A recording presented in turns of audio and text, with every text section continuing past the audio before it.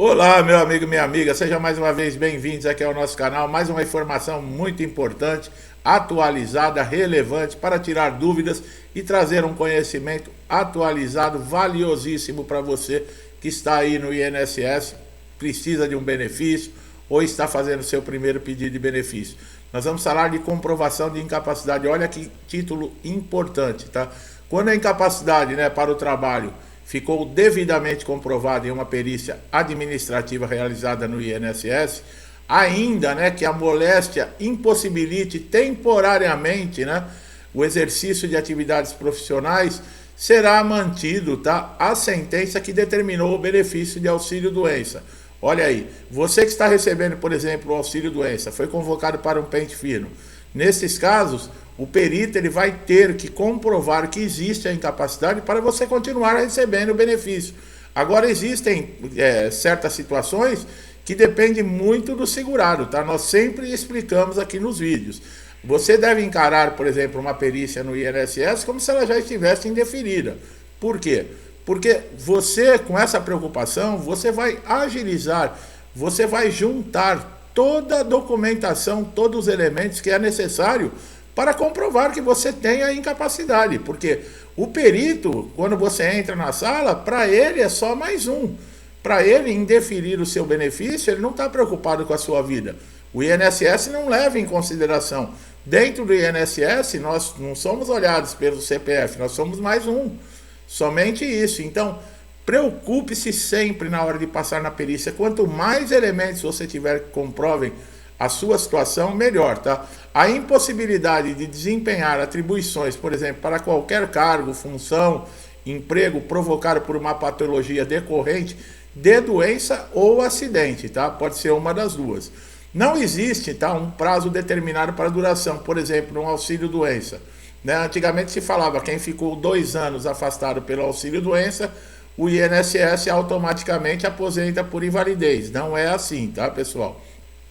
Não existe prazo mínimo.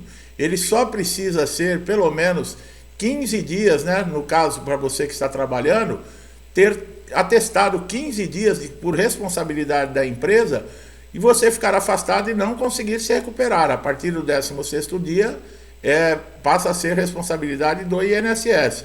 O tempo de duração do seu afastamento será definido na perícia médica, tá, pessoal? O auxílio-doença, geralmente, ele tem períodos muito curtos, tá? Então, é uma dor de cabeça para o segurado, porque cada vez que ele é convocado, ele precisa atualizar documentos. Documentos que já passaram, de 60 dias, já não tem validade. Já são documentos já ultrapassados. Por que que o perito alega isso? Porque é uma questão de saúde. Você hoje pode estar doente, daqui uma semana, daqui um mês, você não ter mais a doença. Então é assim que eles olham, tá? Não é eu que estou falando, não, é dessa maneira. Então, como eu falo, quanto mais preocupado você estiver em conseguir seu benefício, melhor. Porque você vai estar agilizando, procurando, não deixando margem, para ser negado o seu benefício. Agora, para a aposentadoria por invalidez, que é o benefício de incapacidade total e permanente, também decorre a readaptação, ou a relocação desse segurado, por exemplo, para uma nova função. Caso não seja possível uma reabilitação profissional e esteja comprovada a incapacidade laborativa para a sua função ou para qualquer outro tipo de função, a aposentadoria por invalidez é devida, tá? Esse benefício, ele é diferente do auxílio-doença, tá? Existem, por exemplo, aí vantagens em caso de pagamento. No caso, se você tem mais de 5 anos recebendo benefício e ele for indeferido, por exemplo, numa perícia, o perito alegar que você já está recuperado, se você recebe há mais de 5 anos, você não tem a cessação do pagamento automaticamente, como é no auxílio-doença, tá? Existem algumas outras vantagens. Faça uma pesquisa aqui no vídeo, procure sobre benefício de incapacidade total e permanente. Aposentadoria por invalidez, você vai encontrar diversos vídeos e nós vamos minuciosamente tirar todas as suas dúvidas e relatar tudo a respeito desse assunto, tá? Para comprovar, no caso, a sua incapacidade, é necessário laudos médicos, tá? Relatórios, o CID da doença, nesses atestados, prontuários médicos, exames, receituário médico, tudo que você tiver, histórico cirúrgico, laudos de algum tratamento que você fez, junte tudo e deve sempre estar com a data mais próxima da perícia, tá? O CID da doença, pelo amor de Deus, não deixe de pedir para o médico que lhe fizer o laudo para ele colocar o CID. É importantíssimo, pessoal. Agora, muita gente também não sabe. Por exemplo, passou por uma perícia, o perito não dá o resultado na hora, mas a partir das 21 horas, né, das 9 horas da noite, do mesmo dia, você consegue saber o resultado. Se houve um indeferimento, vai estar escrito, tá, o motivo do indeferimento. Isso você vê dentro do portal Meu INSS. Se você não tem o cadastro, não sabe como fazer, nós temos aqui vídeo no canal que nós mostramos. É essencial que você tenha esse instrumento, né, todo segurado, para que tenha todos os serviços do INSS disponível na palma da sua mão através do seu smartphone.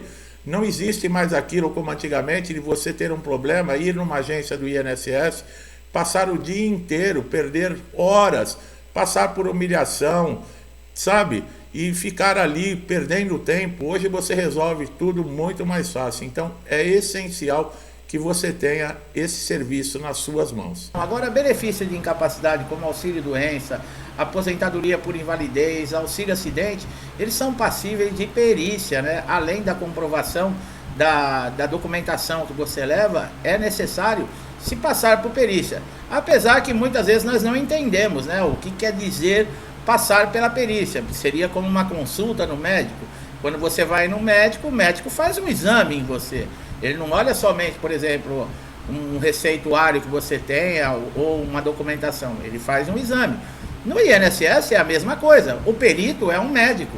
Então deveria, né, no nosso entendimento, haver não só por exemplo, uma avaliação da documentação apresentada, mas também um diagnóstico com um exame, né, na pessoa, saber, né, fazer um histórico ali minucioso do que está acontecendo com o problema de saúde. É que os peritos alegam também, se todos os segurados que entrarem pedindo benefício de incapacidade, eles forem fazer um atendimento como é feito no consultório médico, eles não conseguem atender. Agora eu não sei porque a pressa, né? São funcionários públicos. Ganham por quantidade ou tem salário fixo mensal? Né? É uma pergunta bem relevante, né? Agora, a incapacidade, por exemplo, ela pode ser temporária ou ela pode ser permanente. De que maneira que você pode comprovar, né? Já que o perito não faz um exame minucioso no seu corpo, em você, você vai ter que comprovar através de documentação. Por exemplo, a aposentadoria por invalidez, ela decorre quando a possibilidade, por exemplo, de readaptação é impossibilitada nesse segurado, tá? Não existe uma maneira, por exemplo, nesse entendimento, que vá, por exemplo, possibilitar que esse segurado ele seja readaptado para uma nova função, que ele não tenha mais condições de exercer a sua função e nenhuma outra. Essa é a ideia da aposentadoria por invalidez. E o que me deixa muitas vezes perplexo, que eu já falei em outros vídeos, é que se chega a essa conclusão e depois se encaminha esse aposentado por invalidez para a reabilitação profissional. Se a aposentadoria por invalidez, que é o benefício de incapacidade permanente, já foi concedido, porque não existe possibilidade desse segurado exercer nem a sua função, nem outro tipo de função, ele não tem condições de ser reabilitado. O INSS ele pode chamar, por exemplo, como era antigamente, a cada 2 anos, mais ou menos, aproximadamente, para se fazer uma reavaliação se ainda existia as mesmas condições da época que se gerou o benefício, no caso da aposentadoria por invalidez. Hoje não, hoje aposentados por invalidez são chamados aí da mesma maneira que quem tem uma incapacidade temporária, que seria um auxílio-doença, né? Então é necessário se fazer a realização, independente de qualquer coisa, né, da perícia médica no INSS, né? Como se reconhece a incapacidade? Bom, ela é reconhecida através da perícia, como nós falamos, e isso está dentro do Código de Processo Civil, tá, pessoal? O INSS, nós já falamos, eles têm diretrizes internas, normas internas, mas tudo no INSS tem que ser amparado por lei, tá? Não é à toa que quando você recorre à justiça, porque os seus direitos foram negados no INSS, o juiz abre lá a Constituição, abre o Código de Processo Civil e olha que está escrito, né? São todas as leis. A comprovação da incapacidade ela é através de laudo médico, né? Laudo médico tem que ter o nome desse segurado, o nome do médico, o carimbo, o CRM, a assinatura desse médico, o CID da doença, um histórico, por exemplo, daquele momento que esse segurado está, por exemplo, com a lesão ou mesmo com a doença, né? Esse médico que vai fazer o laudo, ele coloca ali aproximado um tempo que vai necessitar para recuperação, ou se não tem recuperação. Tudo isso é muito importante, tá? Quem não precisa fazer perícia médica depois que conquista, né? Depois que tem a concessão do benefício de aposentadoria por invalidez. Aqueles que já alcançaram 60 anos de idade recebem o benefício. Quem completou 55 anos de idade recebe há mais de 15 anos. E os portadores de HIV, esses estão isentos de chamar, por exemplo, para um pente fino ou para uma revisão. Mas isso somente para aposentadoria por invalidez, tá, pessoal? Um exemplo de incapacidade permanente, né? Por exemplo, o trabalhador que adquiriu uma doença, por exemplo, daquela lista que nós temos, que nós falamos até aqui, já para vocês, que é muito importante assistir o vídeo, né? Doenças que aposentam. Por exemplo, um câncer, né, em fase maligna, né? Uma neoplausia, uma paralisia irreversível, uma cardiopatia grave, uma cegueira total. Essas todas são doenças que aposentam por invalidez. Nesse vídeo que nós estamos falando para vocês procurarem aqui no canal e assistir, existe uma lista muito grande e ali nós entramos, como o vídeo é específico falando sobre esse assunto, vocês vão ter ali mais detalhes. Então é muito importante que vocês assistam esse vídeo, tá? De repente você tem um problema de saúde ou mesmo uma lesão, né, que está lhe impossibilitando, e lá no vídeo nós damos ali uma ênfase geral sobre o assunto. Então é muito importante e vale muito a pena você assistir o vídeo, tá? A diferença entre a aposentadoria por invalidez e a incapacidade permanente, que é o que nós ouvimos, é que depois da reforma da Previdência, a aposentadoria por invalidez passou a ser chamado benefício de incapacidade total e permanente, tá? Segundo está no artigo 42 da Lei 8.213/91. E também existe uma diferença, no caso aí, na natureza, tá, da incapacidade. Por exemplo, se ela foi dentro do trabalho ou se ela foi de um acidente comum, que também nós falamos com relação a esse vídeo, tá? No caso aí, por exemplo, o benefício de aposentadoria por invalidez Código 32, tem muitos segurados que acham que o Código 32 quer dizer que a aposentadoria ela é definitiva, que isso faz com que o INSS nunca mais possa cancelar. Não, não é isso, pessoal. O Código 32, ele só identifica que a doença ou a lesão que esse segurado teve, né, para gerar o benefício, ele foi comum, ele não foi relacionado ao ambiente de trabalho. Quando é o Código 92, sim, tá? Aí, por exemplo, é relacionado a uma doença do trabalho ou um acidente no trabalho, tá? Uma coisa que deixa muita gente, né, que se aposenta por invalidez decepcionado e vê que não tem condições, é que depois da reforma da Previdência, os cálculos para fazer a média da aposentadoria por invalidez mudaram. Antes da reforma da Previdência, quem se aposentava por invalidez recebia praticamente o mesmo salário que tinha enquanto estava nativa. Depois da reforma da Previdência, não, se passou a pagar aí uma média de 60% do valor, tá? Quer dizer, olha, quase a metade do salário desse segurado quando ele estava nativa. Tem uma diferença aí, que, por exemplo, para homens que têm mais de 20 anos de contribuições no INSS, para cada ano que ultrapassar 20 anos para homens, é acrescido 2%.